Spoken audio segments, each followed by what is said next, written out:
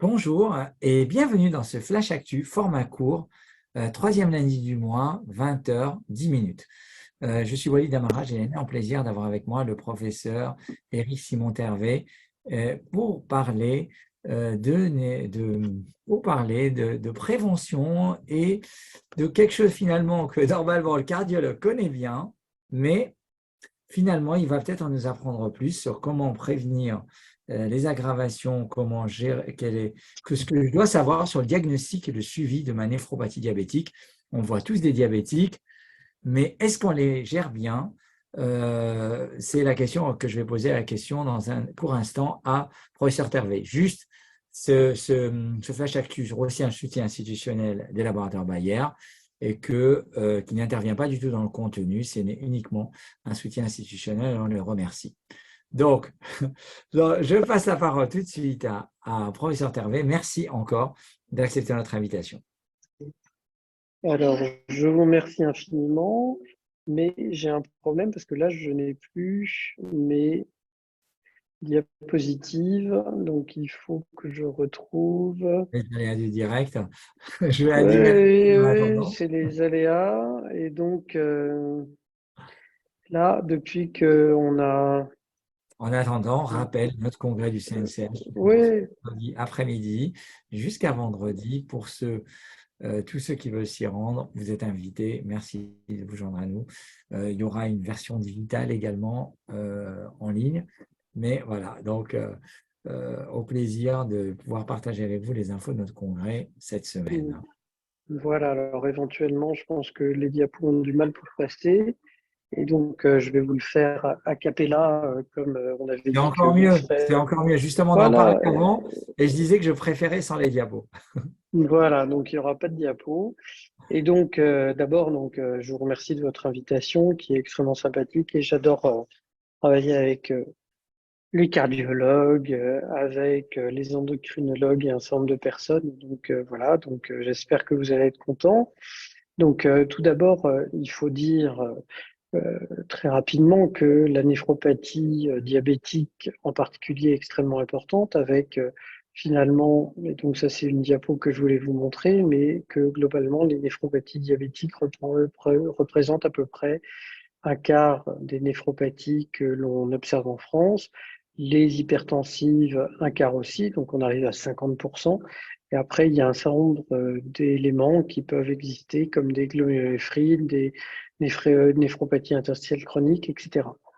Mais donc, ce qui est important, c'est que on peut essayer d'améliorer le devenir naturel d'une néphropathie grâce à l'utilisation, oui, à l'aide d'un certain nombre de techniques qui sont bonnes. Alors, qu'est-ce que doit connaître, en fait, puisque c'était ça la question, les cardiologues, mais aussi d'ailleurs beaucoup plus largement les médecins, en ce qui concerne les néphropathies, parce que finalement, une néphropathie, c'est des choses que l'on peut maintenant dépister, diagnostiquer et éventuellement, grâce à des traitements, faire que l'évolution ne se fait pas de façon désagréable. Et je me tiens là-dessus particulièrement sur les recommandations de l'autorité, de la Haute Autorité de Santé sur les maladies rénales chroniques. Et donc, il faut faire un dépistage de la maladie rénale chronique chez des patients à risque. Et parmi ces patients à risque, eh ben, il y en a beaucoup qui sont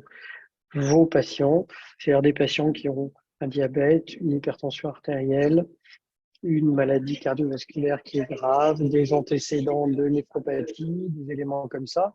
Et donc, c'est extrêmement important. Et comment est-ce qu'on doit faire ce dépistage? Ben, c'est très simple, avec simplement une fois par an, je répète, la nécessité de faire un dosage biologique de créatinine qui permet de connaître le débit de filtration glomérulaire grâce aux formules que l'on connaît et une mesure simple de l'albuminurie et de la créatinurie qui permet comme ça également de pouvoir faire un rapport, un ratio entre l'albuminurie et la créatinurie qui permet de nous donner une idée du risque cardiovasculaire et de l'évolution de l'insuffisance rénale.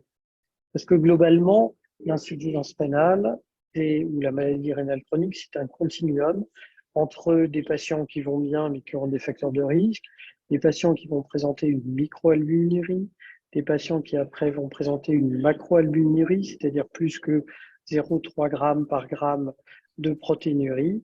Puis après, malheureusement, il y a une insuffisance rénale qui apparaît quand le débit de filtration glomérulaire est inférieur à 60, puis qui va évoluer éventuellement vers quelque chose de négatif, vers l'insuffisance rénale qui est plus grave, mais également donc, éventuellement la dialyse. Je suis désolé pour les bruits qui sont autour de moi, Ça va, mais ça va. il y avait un problème de timing. Et donc, ce qui est important aussi à savoir, c'est qu'il faut savoir référer quand c'est nécessaire un patient qui a un début d'insuffisance rénale ou une maladie rénale chronique, s'il existe des éléments qui font penser qu'il existe autre chose, qu'ils font diagnostiquer. Donc, ça peut être une protéinurie extrêmement importante en utilisant toujours ce fameux RAC vers la ratio sur albuminurie, sur créatinurie, qui nous aide beaucoup, le débit de filtration glomérulaire, mais également des signes extra-rénaux. S'il y a un purpura, c'est pas normal, il faut nous l'envoyer, il faut l'envoyer au néphrologue pour qu'on puisse savoir quels sont les éléments qui apparaissent. Et c'est ce que je voulais dire, médecin traitant ou cardiologue et néphrologue. Alors, quand est-ce qu'il faut faire un SOS néphrologie, si j'ose dire? C'est une protéinurie qui est à plus de 3 grammes alors que c'est pas logique, une insuffisance rénale qui évolue de façon rapide. Et donc, je vous rappelle que l'évolution rapide est caractérisée par normalement plus qu'une perte de 5 millilitres par minute et tous les 6 mois de débit de filtration glomérulaire. Et donc ça, il faut nous l'adresser si on n'a pas d'explication, si l'évolution vous paraît inhabituelle. Et si on reprend à nouveau les recommandations de l'HAS, c'est qu'il faut toujours rechercher une cause. Et donc, si il y a une cause évidente, c'est pas la peine.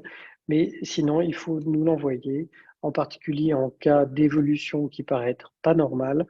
Et puis également, si vous avez des patients qui ont une insuffisance rénale qui est trop grave, c'est-à-dire un DFG ou un débit de filtration glomérulaire qu'on va définir comme un stade 3B, c'est-à-dire moins de 45 minutes par minute et par an, un déclin trop rapide, et puis une albuminurie que vous ne comprenez pas, n'hésitez pas à nous l'envoyer. On peut être utile dans ces cas-là. Donc, en gros, Alors après, pour le 45, c'est un seuil qu'on peut retenir pour dire là, on envoie au néphrologue. 45, c'est risque de s'aggraver encore. Donc, il alors, va au néphrologue. 40, 40. 45, il faut y aller, et une protéinurie supérieure à 3 grammes, il n'y a pas de doute, Bon, et supérieure même à 1 gramme. Gramme par gramme, hein, je vous rappelle, vous faites le ratio, c'est-à-dire vous faites un dosage sur un échantillon d'urine simplement de protéinurie, de créatinurie. Vous avez un ratio protéines sur créatinine en grammes par gramme, c'est l'équivalent de 3 grammes par 24 heures. Et donc, si vous avez plus que 3 grammes par gramme ou 1,5 gramme par gramme ou 0,3 grammes par millimole ou 0,15 mg par millimole. Je suis désolé, c'est un peu compliqué, mais c'est vrai que le format de 10 minutes nécessite qu'on aille vite. Et bien surtout, vous nous adressez, vous nous appelez. On a tous, je sais que les néphrologues ont la réputation de ne pas être joignables, mais croyez-moi, on est joignable quand c'est nécessaire. Vous m'appelez. Je vous rappelle que pour toute la PHP, hein, il n'y a pas que moi, mais je veux dire, le mail, c'est simple, c'est prénom.nom@aphp.fr, donc eric.tervet@aphp.fr, on vous donnera un avis sur le diagnostic merci. initial, et puis éventuellement également pour le suivi, avec de toute façon une créatinine qui doit être faite, et une protéinurie, comme je disais, sur échantillon tous les ans, et si jamais il y a quelque chose qui se produit, ça peut être tous les 3 mois ou tous les 6 mois.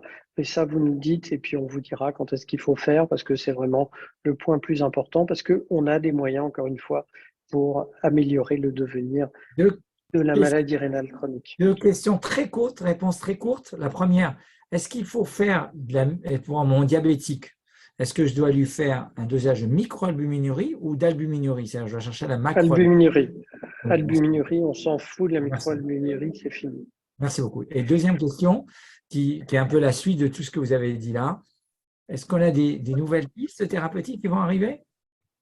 Oui, absolument. Alors, il y a plein de pistes thérapeutiques qui arrivent parce qu'on sait que l'insuffisance rénale et l'albuminurie c'est corrélé à la mortalité, au devenir cardiovasculaire et au devenir. Et on a des nouvelles pistes, et ces nouvelles pistes, elles sont pratiquement de deux choses extrêmement importantes.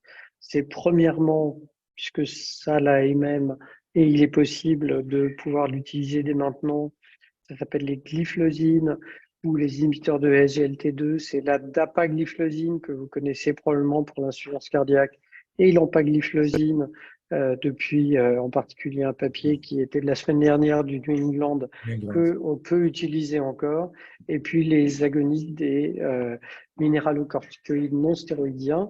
Donc la bonne nouvelle, c'est qu'ils ont eu l'AMM, que maintenant il y a eu aussi une ASMR qui est une ASMR4, et on attend avec la finérénone des nouveaux traitements. Et j'allais dire que les cardiologues ont l'habitude des quatre fantastiques. Hein. Et ben, en néphrologie, on a aussi les bloqueurs du système rénine-angiotensine, les glyphlosines que vous connaissez, les agonistes des minéralocorticoïdes, et en nouveau, en particulier les premiers.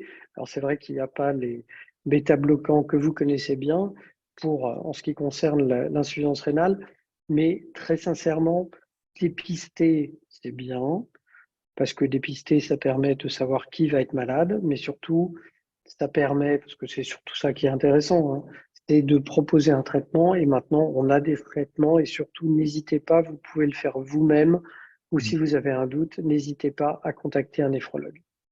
Énorme gratitude. Merci beaucoup d'avoir passé avec nous ce court moment très intense. Merci beaucoup. Flash Actu, donc rendez-vous lundi, le troisième lundi de chaque mois pour les suites des Flash Actu. Merci encore, professeur Tervé. Il y Bonne a, soirée. voilà, énormément d'actualités. N'hésitez pas. La maladie rénale, c'est plus un trou noir. On peut faire des choses. Soyez gentils pour vos patients, pour vous, pour nous. On peut les traiter.